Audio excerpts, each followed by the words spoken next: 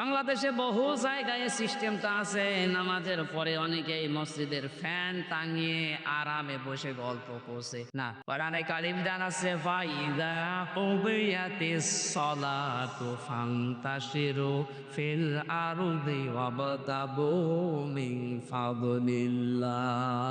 নামাজ যখন শেষ হয়ে যাবে মসজিদে আর থাকা যাবে না, ছড়িয়ে যান, ছিটিয়ে পড়েন। যেখানে যার কর্মজীবন আছে ওখানে হালাল রুজি উপার্জন করার জন্য চেষ্টা চালান। আমার কর্মজীবন দিনের এই ময়দানে আমার একটা ব্যবসা আছে, ওখানে আমি যে শ্রম দেব ওইটাও নামাজের মতো ইবাদত। ওনার কাজ অফিসে, ওনার কাজ থানায়। নামাজ শেষ করার পরে থানায় যদি 8টা ঘন্টা বসে ডিউটি করে, ওই 8 ঘন্টা নফল নামাজের সওয়াব আল্লাহ ওনার আমল নামায় লিখে দেবে। এখানে নামাজের সময় মাস্ট বি মুসলিম যারা নামাজ পড়তেই হবে, এর কোনো বাদ দেওয়ার সিস্টেম তো নেই। অনেকে চেয়ারে নামাজ